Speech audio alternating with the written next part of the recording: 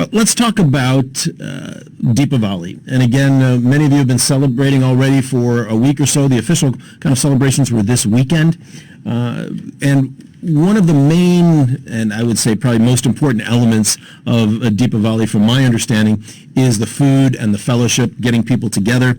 I'll put my headphones here on now so I can listen to our first guest this morning, Chef Milind Sovani, pioneer of the first Michelin star restaurant in Singapore, Masalaa Bar on East Coast Road, curator of Haute Cuisine, Asian Chef of the Year. Milind, good morning. Welcome to Weekend Mornings.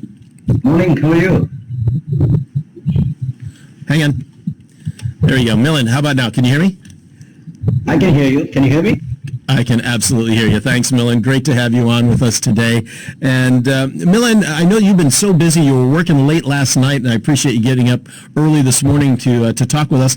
Tell us how this particular Deepavali season is going from your perspective as somebody who's been literally catering to people every night as they gather to celebrate.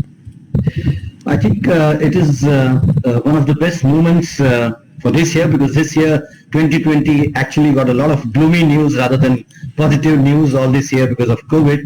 But I think things are coming back to normal. People are moving out. People are going to restaurants, celebrating, though maybe only 5 people on a table. But at least they are coming back together, going to restaurants. So it's a very positive news.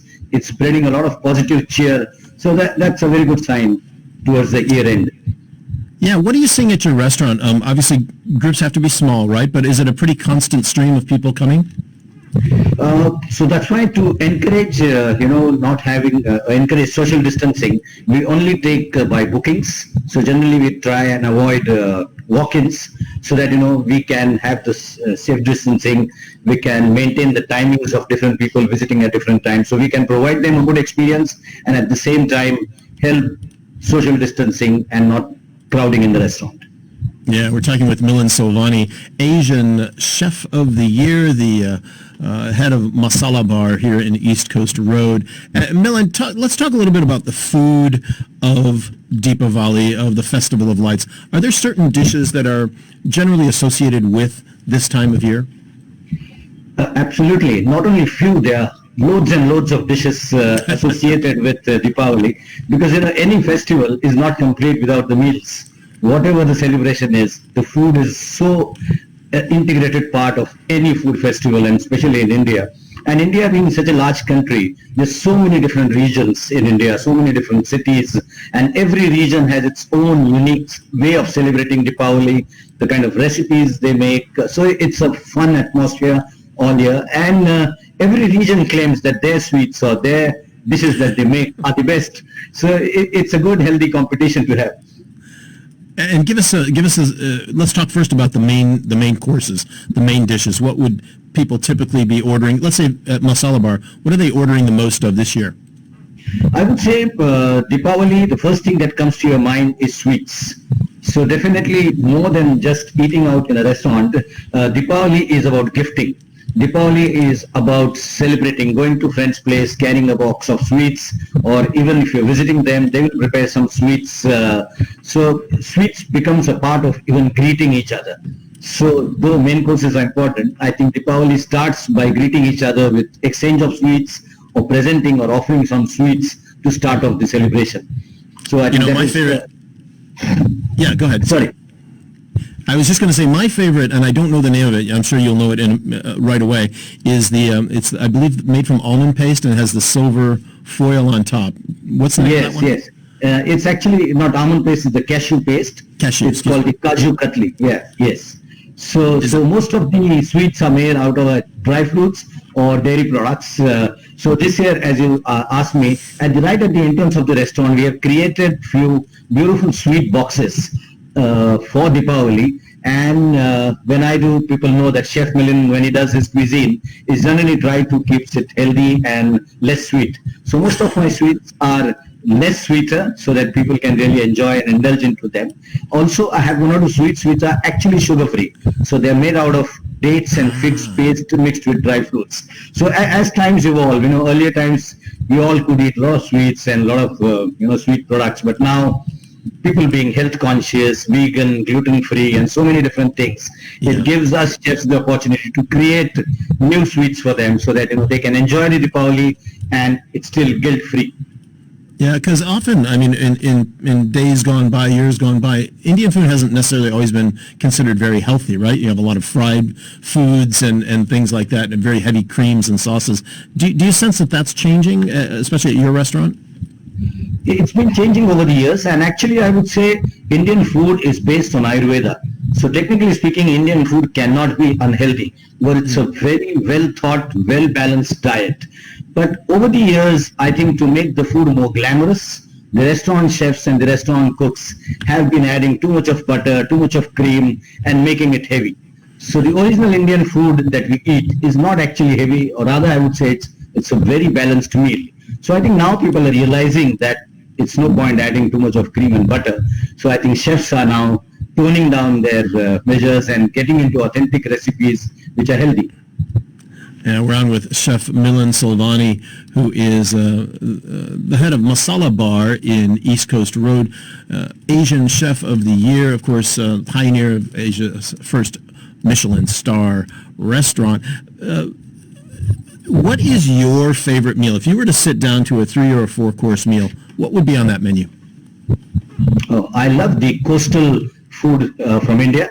I come from Bombay, and Bombay is on the western coast of India. And the food that originates right from Bombay up to Goa and the southern parts of India though they all are coastal regions, each one of them has a very unique way of using spices. So I think it is the spices which makes Indian cuisine unique, and even every region in India uses a different blend of spices, certain different spices, which makes it more interesting. So if you ask me, my favorite cuisine is the coastal cuisine of India. And what would a typical dish be for that? There's a beautiful dish, there's a fish called surmai or bombil. There are two different fishes available on the coast of Bombay or Mumbai, and those are marinated with unique kokam, like a saplam marination, and then shallow fried. So I would say a bombil fry and a surmai fry would be my favorites. We have so many really good restaurants, Indian restaurants in Singapore. Obviously, the culture is lending itself to that. How has the industry been doing over the past 9 months? I know many restaurants went to a delivery service model. Do you sense that things are starting to come back with more people coming back into the restaurants, or what state are we at with so many of these restaurants now?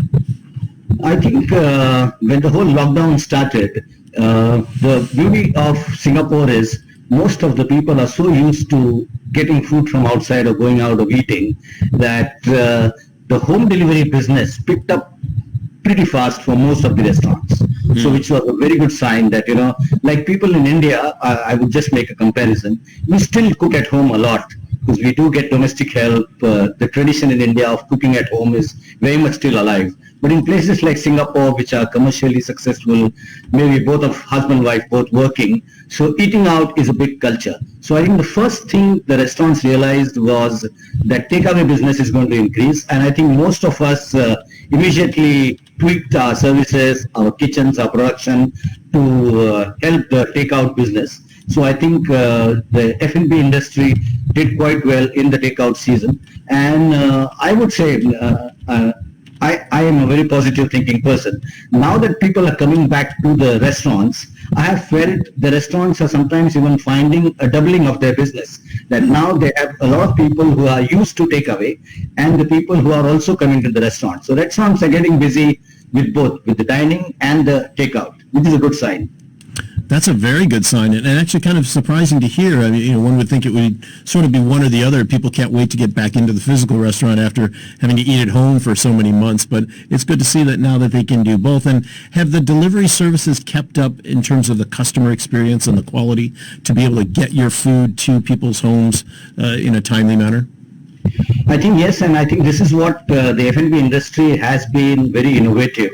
So right from Michelin star restaurants to the normal restaurants, everyone upped their game. Even Michelin star restaurants, which earlier were not used to doing home deliveries, quickly, turned around their style of serving the food, packing the food, creating beautiful packing so that people can have a similar, if not the same, but if a similar experience at home when they're ordering from a fine dining restaurant. So I think it gave an opportunity to the industry to think differently and even come out of the mindset of just a plastic box for a delivery to doing something more fancy. So as a chef, I thought it's a great opportunity we all chefs had.